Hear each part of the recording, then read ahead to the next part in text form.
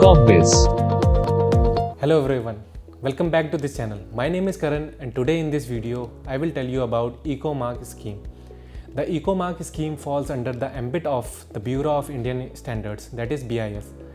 The scheme has nationwide applicability and provides certification and marking for household and other items which fulfill environmental norms and conditions mentioned in the Indian standards.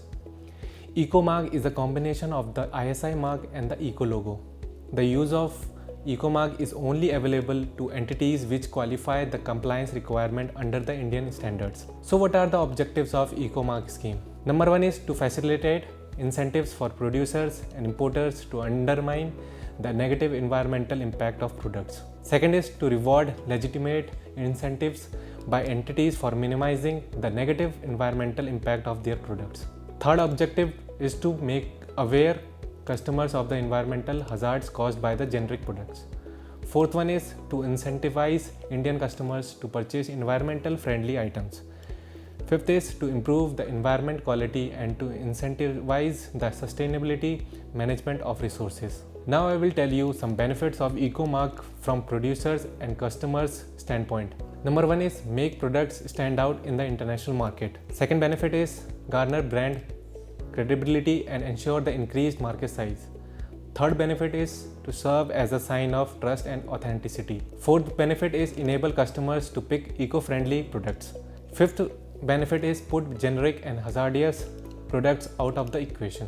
Now let's discuss some vital documents required for the Eco-Mark certification. Number one document is NOC from the concerned State Pollution Control Board. Second is small scale industries, that is SSI registration if the applicant firm is a small scale unit and desires to avail of the concessional rate of marking fee. Third document is company registration. Fourth one is any other certificates granted by the concerned government department. Fifth one is quality assurance certificate if any. Now let's move towards to the procedure for the grant of Eco-Mark. First step is fetch the prescribed application from the BIS regional office. Second step is fill out the application as required and attach the same with the demand draft of ₹500 and the beneficiary of this demand draft is BIS. Third step is submit the application with the required annexure at the relevant BIS regional office. Note, for the time being, BIS does not permit the inclusion of multiple products in a single application. Therefore, an applicant can only apply or add one product to a single application. Step 4 is the inspection officers will collect samples for testing to assess the product's conformity with norms given in the specification, including the conditions for Eco-Mark. Fifth step is the applicant shall receive a copy of the scheme of testing and inspection. The said scheme is required to be followed by the production unit for the product falling under the application. The applicant is required to submit the written confirmation to the authority regarding the acceptance of the STI along with the marking fee. Now the sixth step is applicant is liable for paying charges for sample testing by an independent lab. The independent test reports, acceptance of STI and marking fee scheduled are validated at relevant departments within the Bureau. Seventh step is in case of all annexure are completed and found error-free, the authority concerned issues the license which allow unit to utilize the standard mark for a given timeline. So there are some compliance around the grant of registration. Number one is there is no requirement to file separate application for the product already covered under BIS certification. Applicant willing to add their BIS certified product under the Eco-Mark scheme is only required to contact the concerned office of the Bureau. Upon intimation of such a request, the authority shall confirm the modified STI and revised rate of marking fee. Second is the license is issued for 1 year.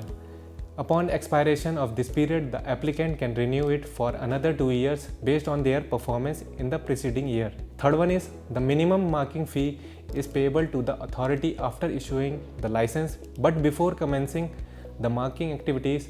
On the estimation of the marking fee payable after the year, the estimated sum along with the minimum marking fee is required to be submitted to the authority along with the request for the license renewal. Fourth point is during the validity tenure, the Bureau can make a surprise visit to the facility to make some legal checks regarding the eco-mark scheme for the product. While conducting a vetting procedure, the officials may collect some samples for testing to ensure that the product in question meets with the relevant Indian standard. Fifth point is the feedback received from the organization or end user forum is also considered for assessing the licensee's performance.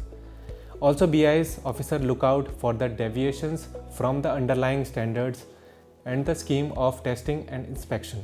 Any deviation found shall be shared with the authority representative of the license for resolving points of non-compliance. In case of severe non-compliance with the norm of issuing a license, the authority shall take action in accordance with the BIS Act 1986. I hope you like this video. For more updates, please subscribe to this channel. Thank you.